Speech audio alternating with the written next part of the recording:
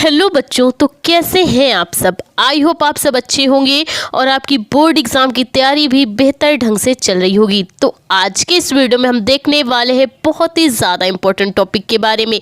तो देख सकते हैं आप, आज का हमारा जो टॉपिक होने वाला है वो बहुत ही ज़्यादा इंपॉर्टेंट है। तो क्वेश्चन पढ़िए, दिए गए गद्यांश पे आधारित निम्नलिखित प्रश्नों के उत्तर दीजिए। आज हम एक ऐसा गद्यांश लेने वाले हैं जो कि ज़्यादातर हर साल बोर्ड एग्जाम में पूछा जाता है और इस गद्यांश को हम बोर्ड एग्जाम की कॉपी पे सॉल्व करने वाले हैं। तो चलिए बिना आपका टाइम वेस्ट करे स्टार्ट करते हैं आज का वीडियो।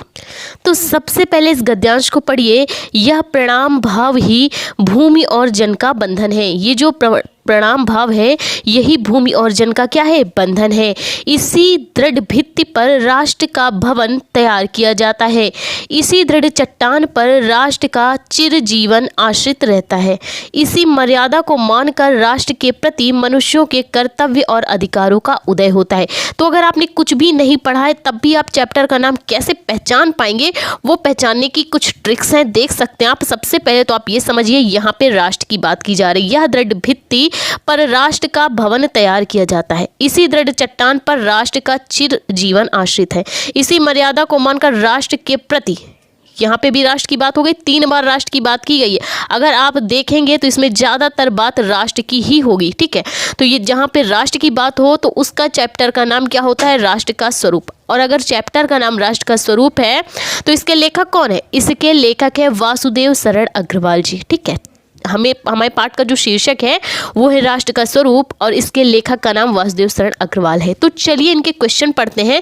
तो पहला क्वेश्चन हमारा पूछ रहा है, उपयुक्त गद्यांश के पाठ का शीर्षक और लेखक का नाम बताइए। तो चलिए इसे हम बोर्ड की कॉपी पे आपको सॉल्व करके दिखाते हैं। तो बोर्ड एग्जाम की कॉपी पे सबसे पहले आपको क्या करना है, संकेत डालना है, क्योंकि संकेत डालना बहुत ही ज़्यादा इंपॉर्टेंट होता है। जब आप संकेत डाल देते हैं तो एग्जामिनर अच्छी, क्योंकि आप क्या करते हैं पूरा गद्यांश तो लिख नहीं सकते, संकेत में आपको शुरू के कुछ शब्द और लास्ट के कुछ शब्द और बीच में डॉट डॉट आप लगा देते हैं तो एग्जामिनर अच्छी तरह से समझ जाता है कि बच्चे ने किस गद्यांश का किया है। क्योंकि अथवा में भी दिए होते हैं, 2 गद्यांश पूछे जाते हैं, एक अथवा में भी होता है, ठीक है।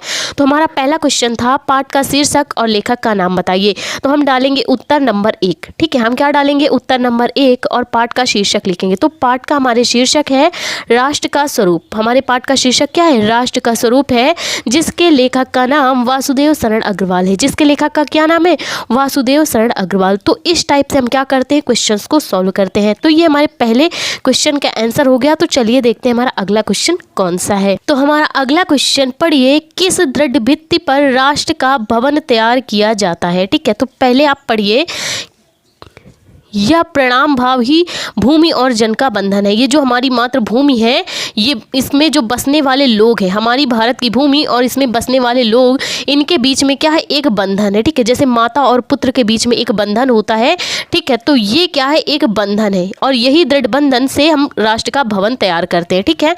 तो इसी लाइन को आपको क्या करना है, अपने शब्दों में लिखना है कुछ इस प्रकार से। देख सकते हैं आप, हमारे क्वेश्चन का आंसर हो जाएगा, भूमि और जन मिलकर राष्ट्र की कल्पना को साकार करते हैं। भूमि और भूमि के जो लोग हैं, इनकी जो राष्ट्र की ये क्या करते हैं, भूमि और जन, भूमि पृथ्वी और उन वहाँ के जो उपस्थित लोग हैं, उनसे मिलकर राष्ट्र की कल्पना को साकार किया जाता है। जिस समय जन का हृदय भूमि के साथ माता और पुत्र के संबंध को पहचान लेता है, उस समय वहाँ पे जो उपस्थित लोग हैं, जब माता और पुत्र के बंधन को समझ लेते हैं तो उनके अंदर माता पृथ्वी को प्रणाम करने का भाव उत्पन्न हो जाता है। इसी भाव को हम क्या कहते हैं, दृढ़ भित्ति से राष्ट्र का भवन तैयार होता है। इसी दृढ़ बंधन से, माता और पुत्र के इसी दृढ़ बंधन से हम क्या करते हैं, हमारे राष्ट्र के का भवन या घर तैयार होता है, ठीक है। तो ये क्या हो जाएगा, हमारे अगले क्वेश्चन का आंसर हो जाएगा, किस मर्यादा को मानकर राष्ट्र के प्रति मनुष्य के कर्तव्य और अधिकारों का उदय होता है, ठीक है। तो आप पढ़िए, ठीक है, इसी दृढ़ चट्टान पर राष्ट्र का चिर जीवन आश्रित रहता है। इसी मर्यादा को मानकर राष्ट्र के प्रति मनुष्य के कर्तव्य और अधिकारों का उदय होता है, ठीक है। जब कोई मनुष्य माता और पुत्र के बंधन को समझ लेता है तो इसी से क्या होता है, मनुष्य के अंदर इस दृढ़ चट्टान का उदय होता है। इसी मर्यादा को मानकर राष्ट्र के प्रति मनुष्य के कर्तव्य और अधिकारों का क्या होता है? उदय होता है। तो इसका आंसर आप इस प्रकार से देंगे कि माता और पुत्र के दृढ़ बंधन की मर्यादा को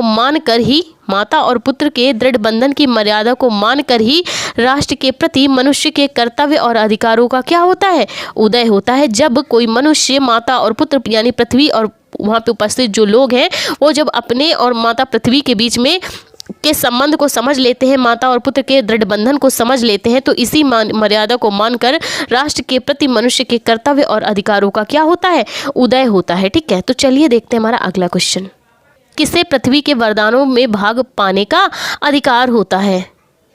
तो इसका आंसर क्या हो जाएगा? पृथ्वी के अंदर जो अपार संपदा है, हमारी माता जो मातृभूमि है पृथ्वी, इसके अंदर जो अपार संपदा भरी है उसको पाने का अधिकार केवल उन्हीं का होता है, यानी उन्हीं पुत्रों का होता है जो धरती को अपनी माता के रूप में स्वीकार करते हैं। पृथ्वी के अंदर जो अपार संपदा है उसको पाने का अधिकार केवल उन्हीं पुत्रों का होता है जो धरती को अपनी माता के रूप में स्वीकार करते हैं। हमारा अगला क्वेश्चन पढ़िए। पुत्र का स्वाभाविक कर्तव्य क्या है?